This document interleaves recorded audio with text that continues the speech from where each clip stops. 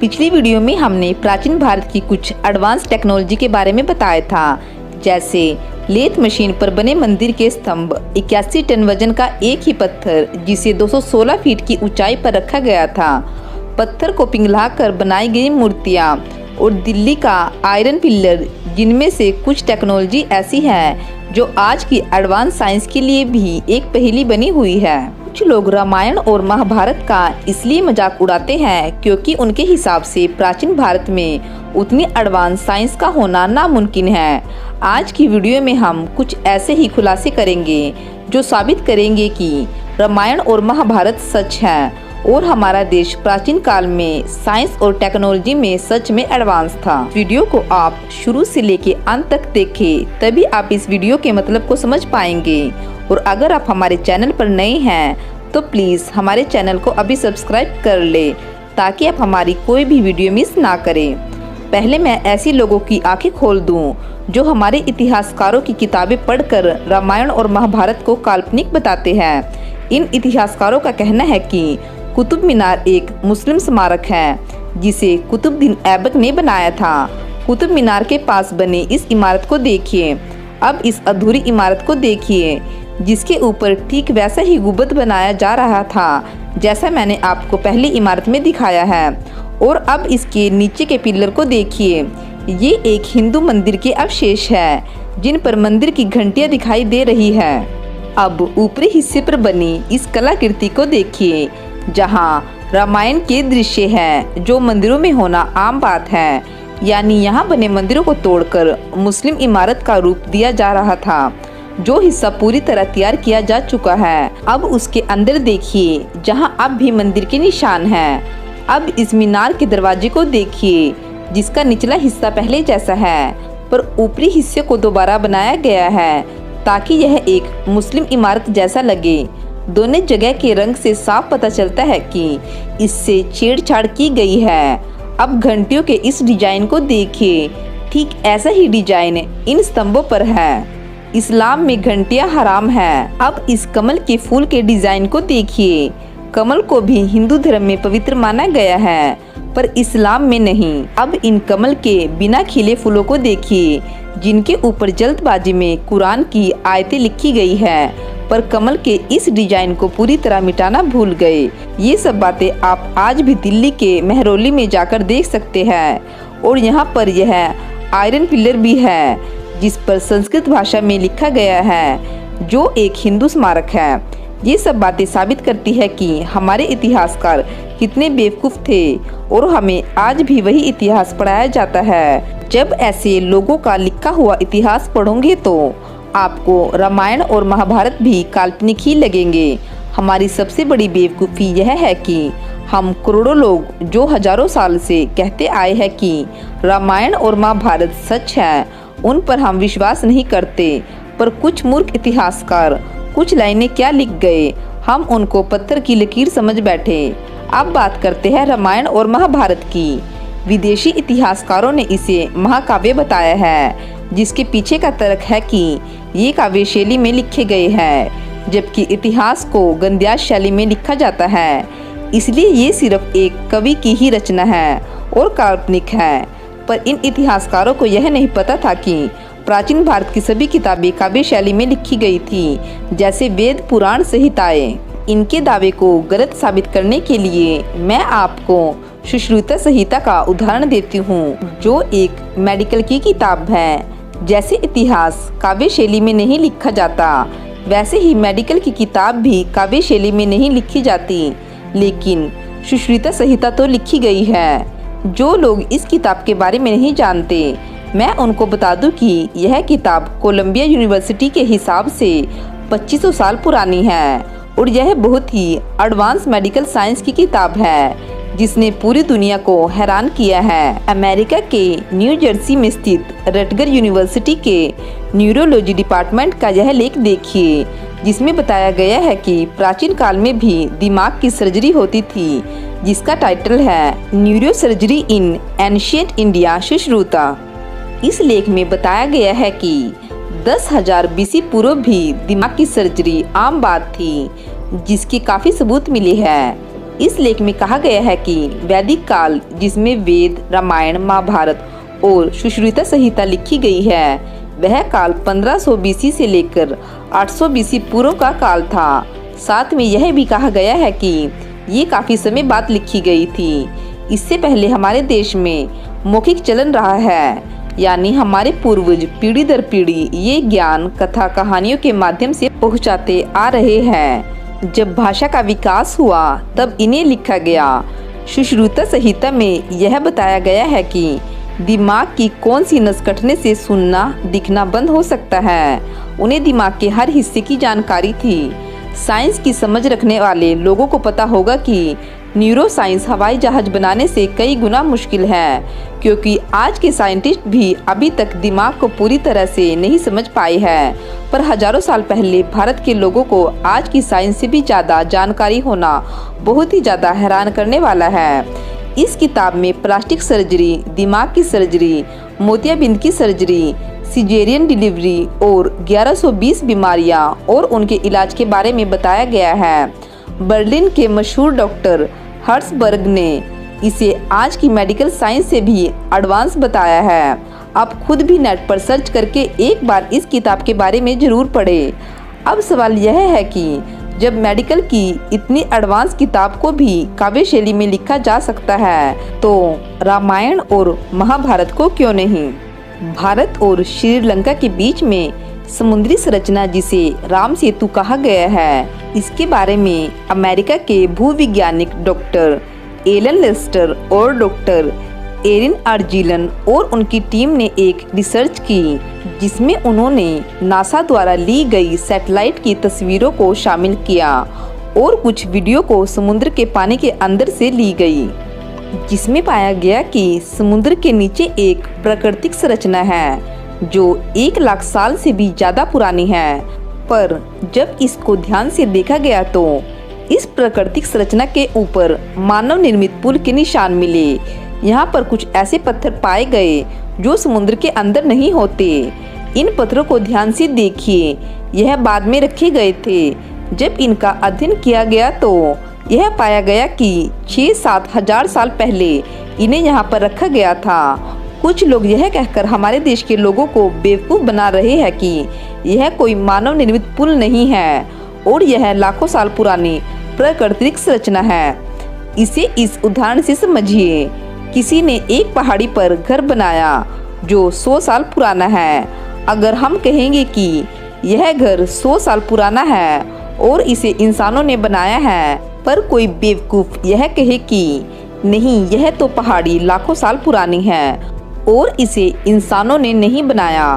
ठीक उसी प्रकार ये लोग इस संरचना के निचले हिस्से की बात करते हैं। भारत और श्रीलंका के बीच में जो रास्ता है वह लाखों साल पुराना है, पर यह बीच बीच में गहरा है और इंसानों के चलने लायक नहीं था, जिसे रामायण काल में पत्थरों के द्वारा दोबारा चलने लायक बनाया गया था।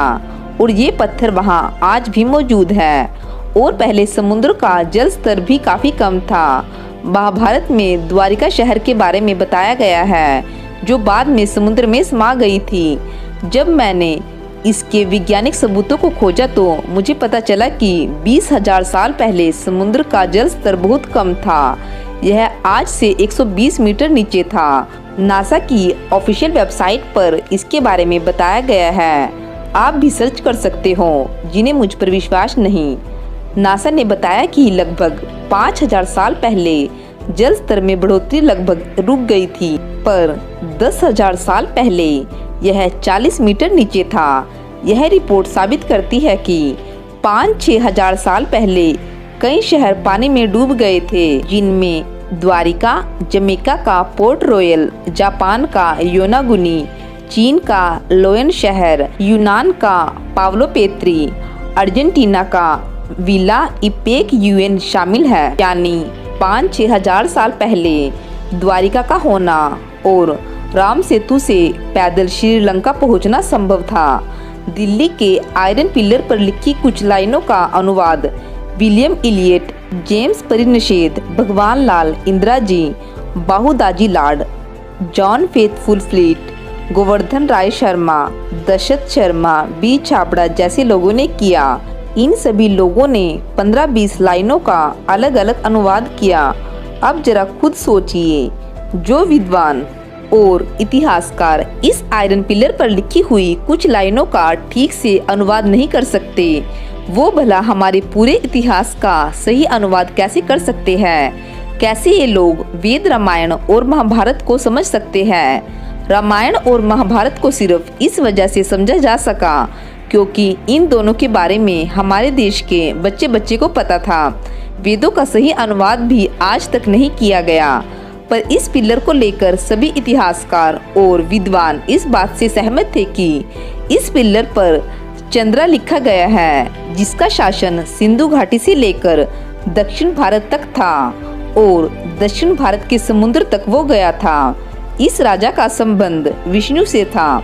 ज्यादातर इतिहासकार इसे चंद्रगुप्त द्वितीय से जोड़ते हैं और कहते हैं कि इस पिलर को उस समय बनाया गया था जब वह मर चुके थे। पर जब मैंने चंद्रगुप्त द्वितीय के बारे में पता लगाया तो मुझे पता चला कि चंद्रगुप्त कभी दक्षिण भारत तक नहीं पहुँचे और ना ही समुद्र पार किया। ज्यादातर इतिहासकार चंद्रगुप्त द्वितीय को बौद्ध धर्म से जोड़ते हैं और विष्णु का भगत भी बताते हैं, पर भारतीय इतिहास में सिर्फ रामचंद्र ही थे जिनका संबंध सिंधु घाटी से लेकर दक्षिण भारत और श्रीलंका तक था और साथ में उन्हें विष्णु का अवतार भी माना गया है। इस पिलर पर भगवान विष्णु का ध्वज भी है, जिसे इतिहासकार भी मानते हैं, इसलिए यह भी रामायण को सच साबित करता है। महाभारत काल में प्रयोग किए गए कुछ एडवांस हथियारों की बात करते हैं। महाभारत काल में कुछ बहुत ही खतरनाक हथियारों का जिक्र किया गया है और यह भी कहा गया है कि इनका प्रयोग नहीं करना चाहिए। ये हथियार आज के परमाणु हथियारों की तरह ही थे। मैं यह दावा नहीं कर रही कि वो सच में परमाणु हथियार थे, मैं सिर्फ महाभारत के राइटर की एडवांस सोच को बताना चाहती हूँ। चलो मान लो उन हथियारों का आज के परमाणु हथियारों से मेल खाना सिर्फ एक इत्तेफाक है। अब बात करते हैं मंत्रों से चलने वाले हथियारों की। आज के साइंटिस्ट भी मानते हैं कि भविष्य के एडवांस हथियार वॉइस इग्निशन वाले वॉइस गाइडेड होंगे। चलो यह भी एक इत्तेफाक ही होगा। महाभारत में बताया गया है कि जब एक तरफ से कोई अस्त्र जोड़ा जाता था, दूसरी तरफ से अस्त्र छोड़कर उसे हवा में ही मार गिराया जाता था। इसे सुनकर आपको आज के एडवांस मिसाइल डिफेंस सिस्टम की याद आएगी। जैसे जब भी फिलिस्तीन इजराइल पर मिसाइल हमला करता है तो इजराइल अपनी मिसाइल से उसकी मिसाइल को हवा में ही मार गिराता है। चलो मान लो यह भी इत्तेफाक होगा। संजय के द्वारा सैकड़ों किलोमीटर दूर से आंखों देखा हाल सुनाना भी आज के टेलीविजन से मेल खाना भी इत्तेफाक होगा।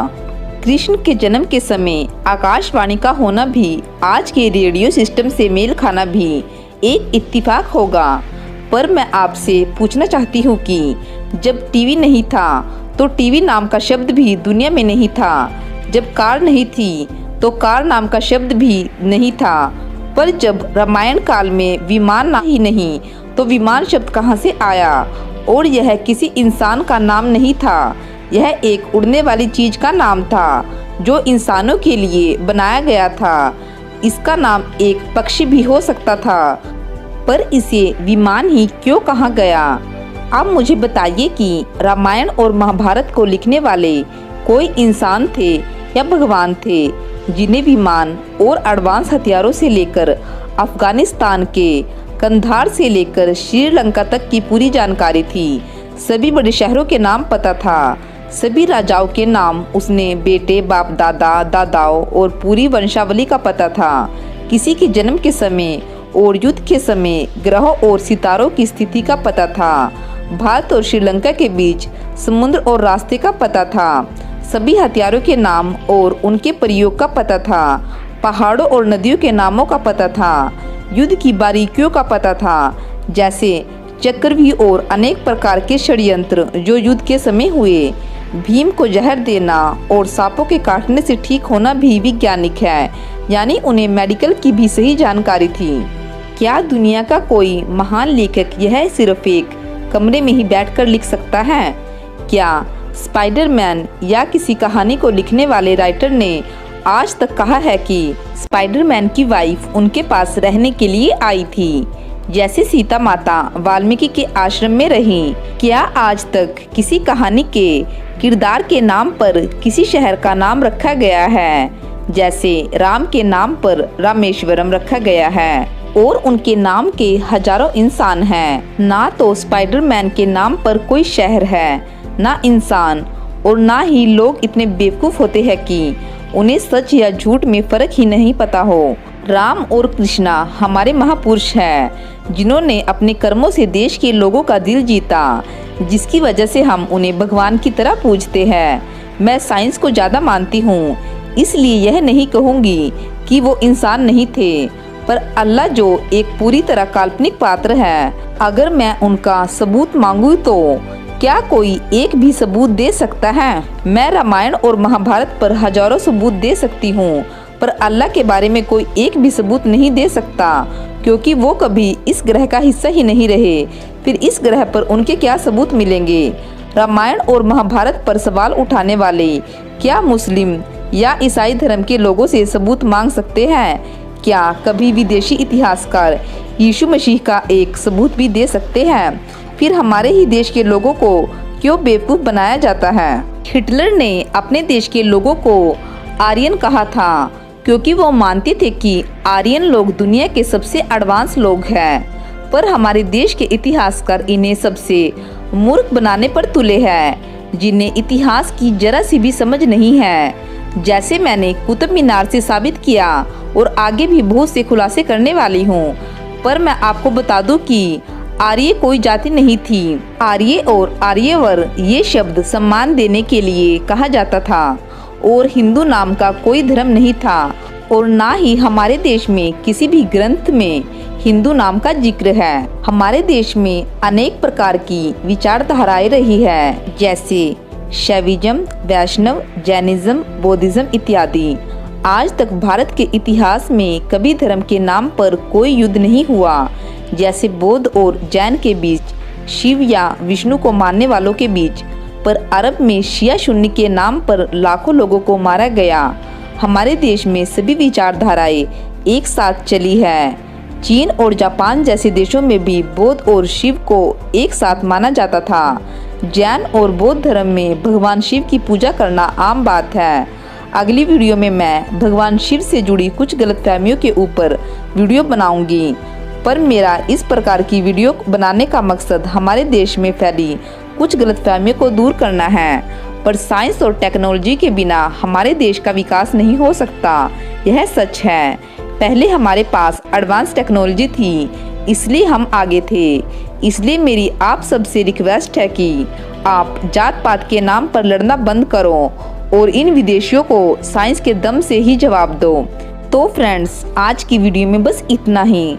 फ्रेंड्स, अगर आपको हमारी वीडियो अच्छी लगी है तो प्लीज़ इस वीडियो को इतना शेयर करो कि हर भारतीय तक पहुँचे, और हमारी वीडियो पर कमेंट करके हमें अपने सुझाव अवश्य दें, और हमारे चैनल को सब्सक्राइब अवश्य कर लें। धन्यवाद।